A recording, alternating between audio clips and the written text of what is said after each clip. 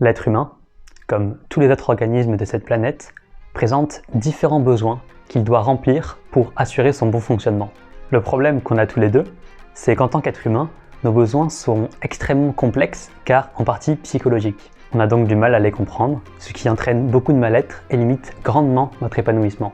Car remplir ces besoins est la fondation nécessaire pour débloquer la possibilité d'être heureux. Donc ici, je vais te parler d'un modèle qui permet de les comprendre facilement. D'ici la fin de cette vidéo, tu sauras comment utiliser ce modèle comme un plan, une carte, un itinéraire stratégique et efficace vers le bien-être et l'épanouissement.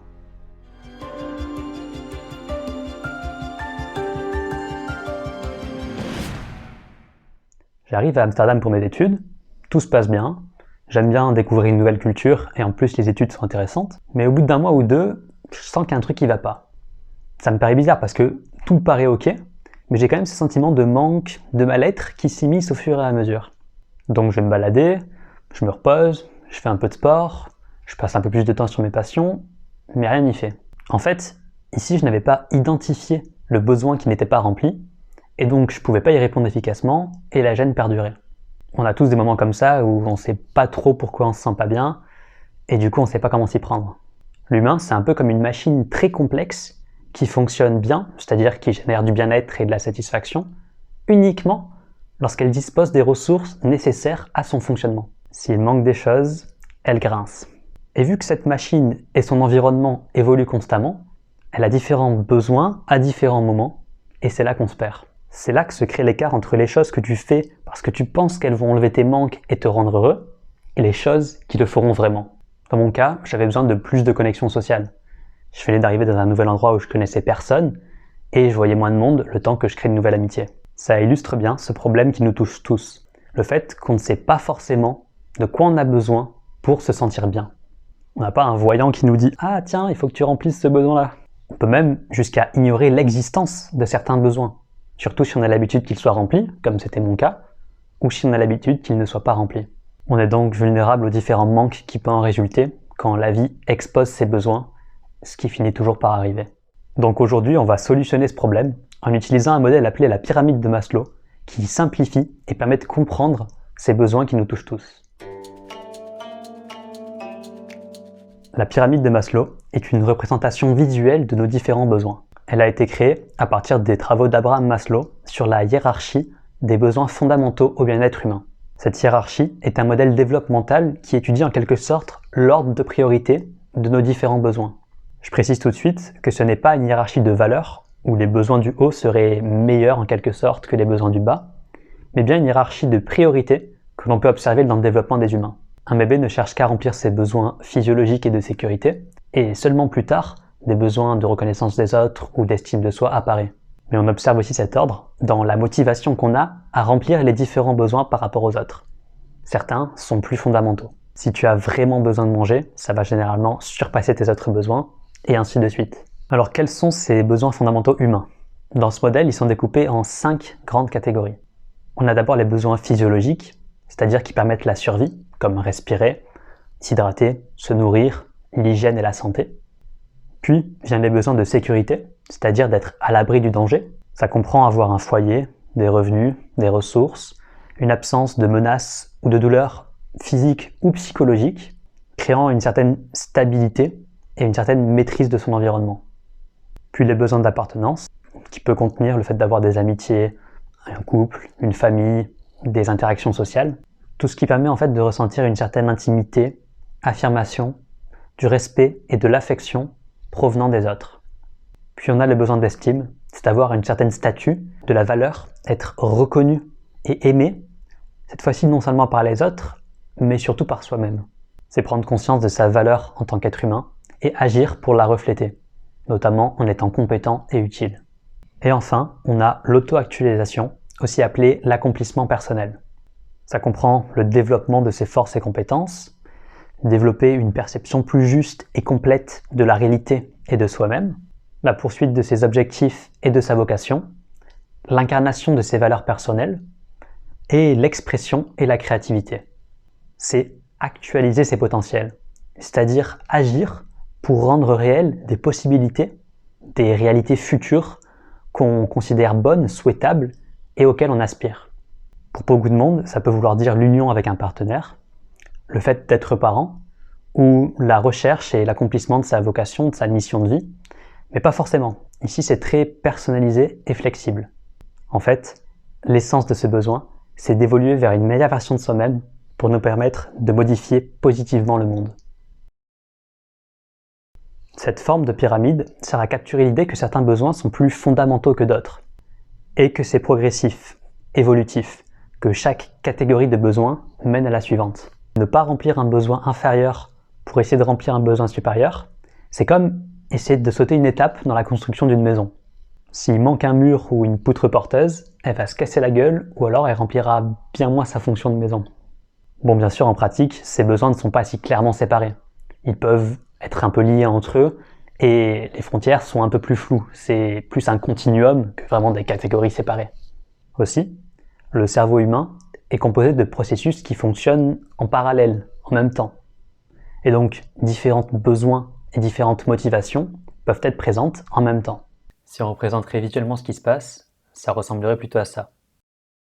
Mais ce qui importe ici, c'est de comprendre la nature de ces besoins et pourquoi ils sont importants pour notre bien-être.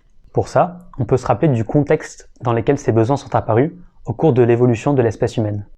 À ce moment-là, notre survie, et donc la survie de l'espèce, en dépendait. L'être humain est physiquement vulnérable, mais il a quand même connu un grand succès grâce à sa capacité à créer des relations et des groupes. Donc, dans notre passé évolutif, remplir ses besoins psychologiques était littéralement une question de vie ou de mort. Ainsi, dans une certaine mesure, on est génétiquement programmé pour être heureux uniquement lorsque ses besoins sont satisfaits, et pour ne pas l'être quand ils ne le sont pas. Mais revenons maintenant au présent, pour voir ce que tout cela veut dire pour nous. L'avantage de ce modèle, c'est qu'il nous permet de déterminer où placer nos plus précieuses ressources, c'est-à-dire où placer notre temps, notre attention et notre énergie optimalement entre les différentes activités. Ici, on veut donner la priorité aux étages inférieurs lorsqu'ils ne sont pas totalement satisfaits, tout en restant lucide que ça ne peut pas être parfait. Il n'est pas impératif de remplir totalement un niveau inférieur pour ressentir un besoin ou une motivation d'agir sur un niveau supérieur. Et on comprend assez intuitivement cet ordre de priorité. Si tu te fais courser par un ours, tu vas peut-être pas t'occuper de ton estime de toi.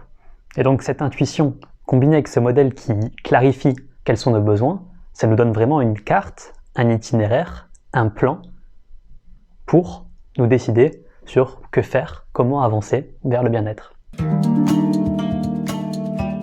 On a de la motivation à remplir les besoins supérieurs uniquement lorsque les besoins plus fondamentaux sont satisfaits. Donc c'est contre-productif d'essayer de remplir les niveaux supérieurs si les niveaux inférieurs ne sont pas bien remplis. Ça ne fonctionne pas d'avoir uniquement des grandes aspirations. L'appartenance, l'estime, l'accomplissement ne suffit pas au bien-être. Il faut aussi les fondations pour soutenir ces choses supérieures, pour éviter qu'au premier coup de vent, tout se casse la gueule. Puis par opposition avec ça, si tu n'as que les fondations, ta vie te semblera bien vide. C'est un problème commun quand on ne comprend pas vraiment nos besoins de mettre toute notre attention sur les niveaux inférieurs, parce qu'on n'a juste pas conscience qu'il y a des niveaux au-dessus, qu'on a d'autres besoins qu'il faut remplir si on veut être heureux, se sentir bien et satisfait. Et j'ai l'impression que ce problème est très commun, parce que pour les besoins supérieurs, on n'a ni les exemples, ni les structures qui nous aident à les accomplir, à les remplir. Et aussi parce que dans le monde moderne, pour faire taire le manque qu'on a lorsqu'on ne remplit pas les besoins supérieurs, on a la capacité de se goinfrer de stimulation, de remplissage de besoins inférieurs. La nourriture hyper stimulante, hyper grasse, hyper sucrée, comme les réseaux sociaux, qui nous donnent l'impression de remplir nos besoins de connexion sociale, mais qui finalement les remplissent qu'en surface, ou alors, s'ils les remplissent, ça prend toute notre attention et nous empêche de considérer qu'il peut y avoir autre chose à faire, d'autres besoins à remplir. Heureusement qu'elle est là, cette petite pyramide.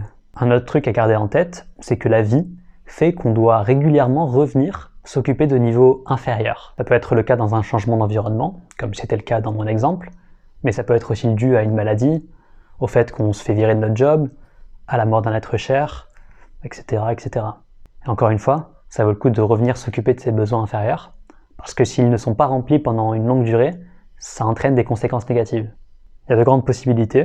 Soit ça peut faire une sorte de traumatisme, où on va réprimer ce besoin, essayer de le rendre inconscient et avoir vraiment une sorte d'apathie en fait par rapport à ce besoin, se couper émotionnellement. Soit à l'inverse, ça va créer un besoin pathologique de remplir énormément, toujours au maximum ce besoin.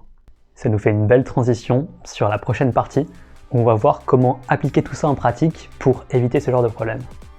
Et se mettre très très bien. Bon déjà bravo à toi, parce que comprendre ce modèle et son importance est en soi une grande étape. Tu connais maintenant tes besoins et tu sais que tu as beaucoup à gagner à les satisfaire dans l'ordre. Ensuite, tu peux évaluer où t'en es par rapport à tes besoins. À quoi ressemble ta pyramide actuellement? Est-ce que tu as tendance à négliger plutôt le haut ou plutôt le bas de la pyramide? Savoir ça te permet de compenser consciemment. Puis il faut savoir qu'on a tous des trous à différents endroits de notre pyramide.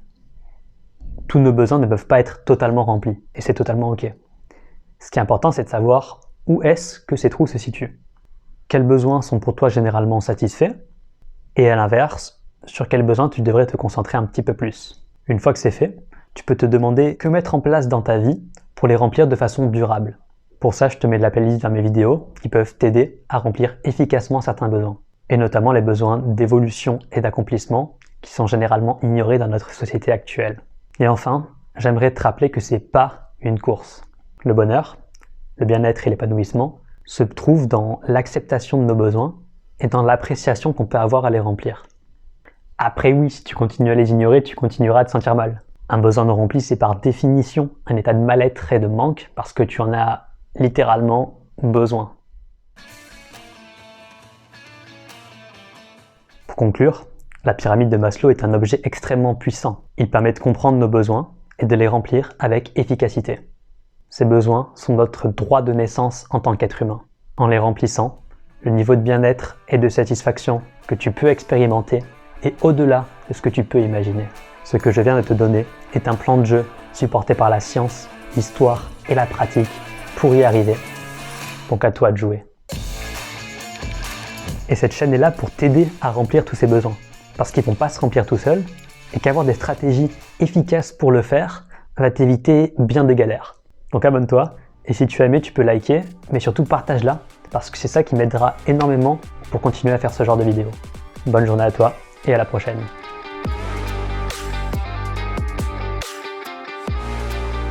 Et enfin, n'hésite surtout pas à venir remplir ton besoin de connexion sociale en commentaire.